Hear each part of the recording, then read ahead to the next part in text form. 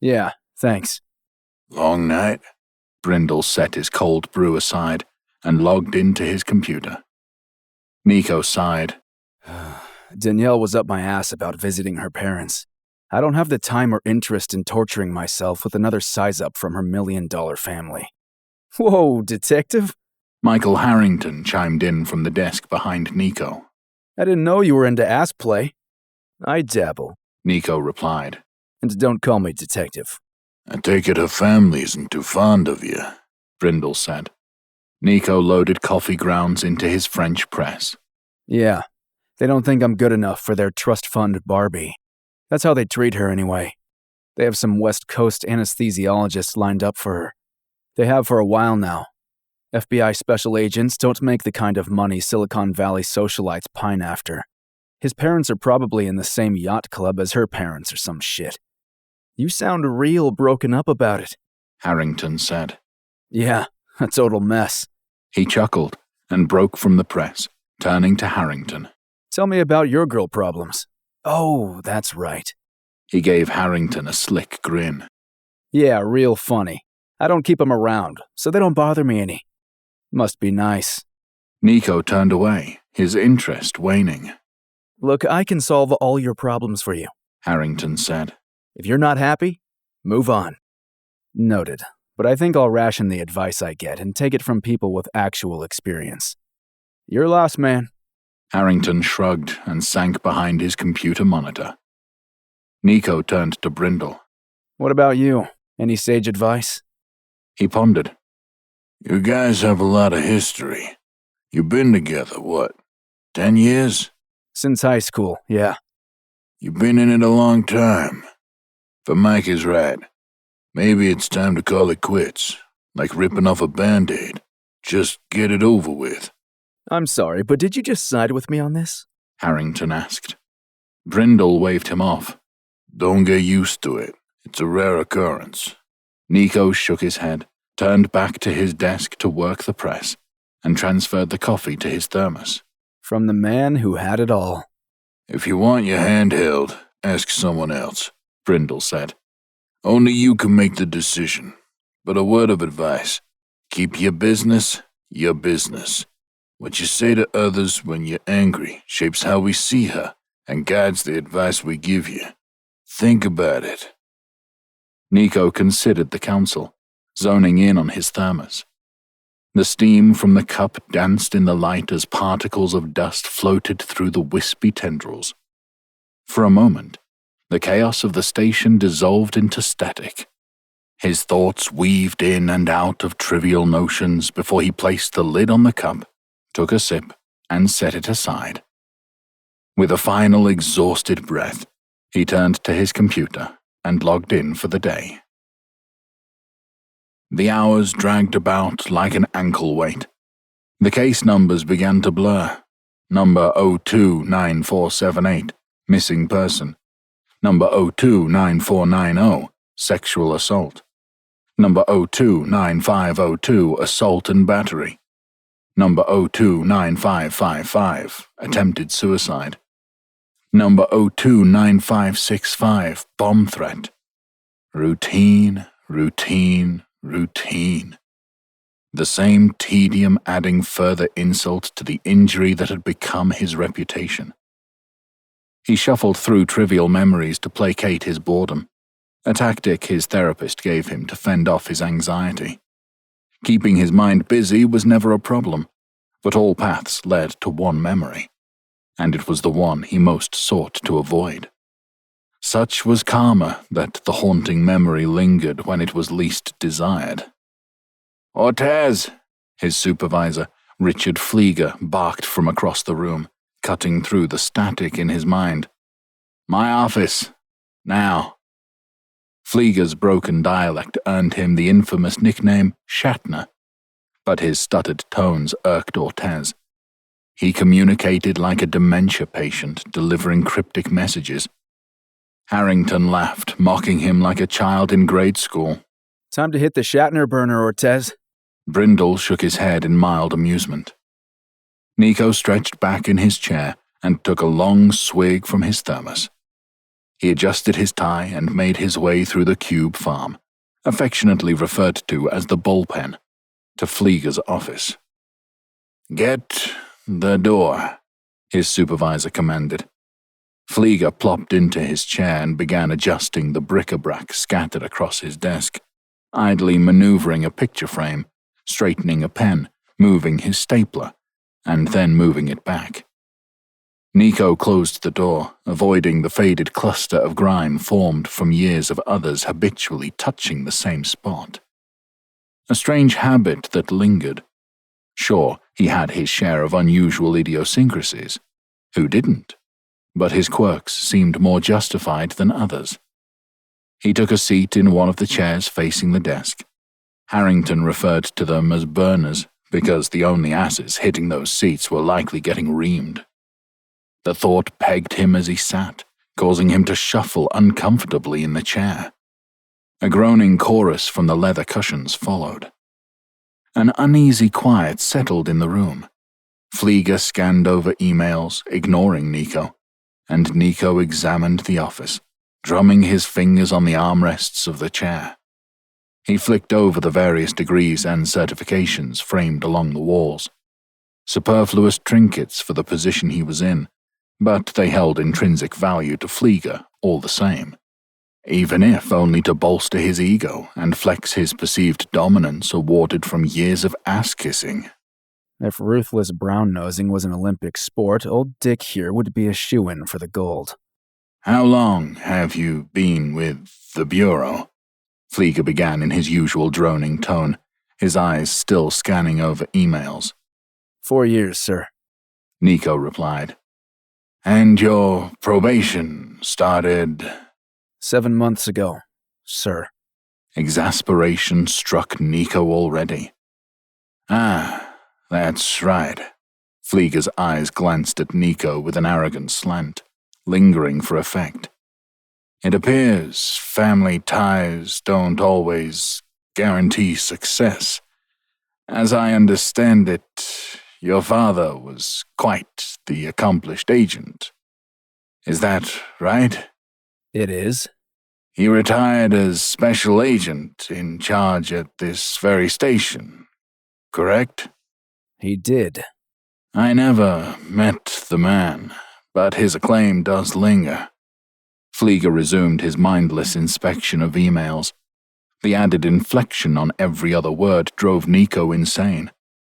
"He sounds like quite the role model. It's a pity genetics bear no indication on transfer of talent." While I appreciate the social visits, sir, I do have a lot of— "This station will be undergoing an audit," Flieger interrupted, "and there are several outdated cases that have slipped out of focus. This is a problem. A select few cases still bear interest. Insistent family members who refuse to leave the past alone. We need someone to follow up on these cases and close them. For a man as renowned as you, this should be an easy task. Remedial, even." Then why not send one of the— "This will require some travel. Your expenses and boarding will be provided, of course. Though the per diem will not be as luxurious as what you are undoubtedly used to from your station in D.C. You leave next weekend for Pinnacle Beach." I can't do that. I already have a trip planned with my girlfriend to visit her family. Flieger held up a hand and peeled his attention away from his screen. "Girlfriend? So, it's not serious, then, and you can make the arrangements." Niko began to protest when Flieger interrupted him once more. "It wouldn't be wise for a probationer to deny a direct order from their assigned supervisor. Not when they were fortunate enough to maintain an active working status off Daddy's reputation." Niko sat in frustrated silence, wearing a grimace, while Flieger eyed him carefully. He knew Flieger was only sending him away out of spite.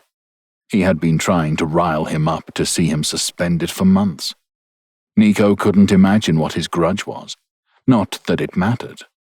He wasn't in a position to argue. He didn't want to sacrifice his career further, so he bore his punishment. Take it on the chin. Keep your mouth shut. Your old boss has requested a follow-up of the incident, Flieger droned on. Your 6-month report is overdue.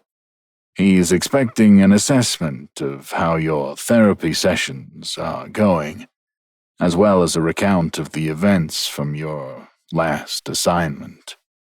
His extra emphasis on therapy sessions added its own insult. Niko stopped drumming his fingers and instead gripped the armchair in dire restraint. I will get right on it, sir, he said. Silence settled in again as his nerves began to peak. He jittered his feet. Niko rose from his chair and started for the door. If there's nothing else? In fact, there is, Flieger said. You have a meeting this evening with the ASACs, as well as your old SAC. So, it's best you hurry with that report. 4 o'clock. 5th floor. Conference room. Don't be late. Niko lingered at the door, tightening his grip on the handle. His head buzzed with possible scenarios. None were positive. It was irregular for him to meet with his former chief so soon, and doing so didn't bode well. Ortez, Flieger chimed in again. It's best if you are detailed with your report, and don't expect this to excuse you from your current duties. We still have metrics to adhere to. Niko exited the office in a rage. He clenched his fists and his fingers dug into his palms, biting back an outburst and speeding through the bullpen. He passed his desk, past the elevators, and burst into the restroom. He slammed his hands on the quartz countertop. Fuck! Wetting his hands, he slicked back his black hair and paced the room. In his anger, he booted the trash can across the tiled floor, listening to the dull plastic thuds as it skipped around in front of the stalls. He pounded his fists against the wall before turning and leaning back against it, sinking to the floor. His mind sifted through the swirling emotions, absent the fact he sat on a bathroom floor speckled with traces of things he wouldn't want to think about. Brindle entered the bathroom and swept over to Niko. He leaned his shoulder against the wall and tapped his cigarette pack against his palm, ever defiant of the recent federal ban. I take it you heard, Niko said. Brindle struck a match and lit a cigarette. No, I didn't need to. There's only one thing I know of that will make you stomp around like that. Yeah, well, I don't imagine it's good news. Maybe, Brindle said, preceding a cloud of smoke. But nothing is guaranteed. You need to take a breath and get yourself together, or it won't be. If they see you break down like this, you'll never hold a shield again. Rogers will definitely... You don't know that. They issued me 2 years of conditional probation. The only reason they would call me in so soon is because they've reached a decision. I won't be holding a shield again regardless. Again, you don't know that. Brindle took a long drag of his cigarette. God damn it. Niko rolled his head back against the wall. Dr. Rosenberg. It had to be her. She and Rogers go way back. She must have been feeding him notes in the background. I didn't have a chance. You're making assumptions. The evidence is overwhelming. You know that. Actually, I don't. Brindle flicked ash into the sink and ran some water to clear the porcelain. All I know is Rogers is bringing you in for an early evaluation. Your family name has been in this organization for 3 generations. Your dad was highly respected, and that earns you points here. Plus, your dad mentored Rogers, so there's a level of respect, too. I'm far from the agent my father was. I disagree.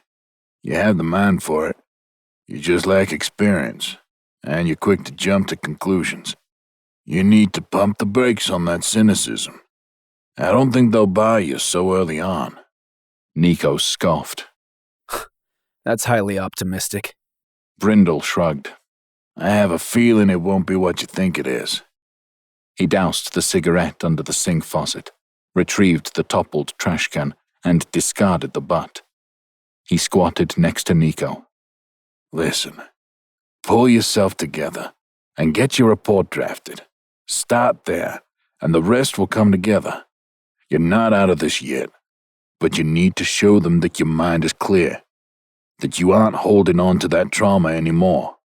But I am, Niko replied after some thought. I can't let it go. What happened was my fault, and because of my incompetence, 3 men died. You know that's not true. Brindle studied him. There was nothing you could have done. I know how I responded. Niko shook his head. Or didn't.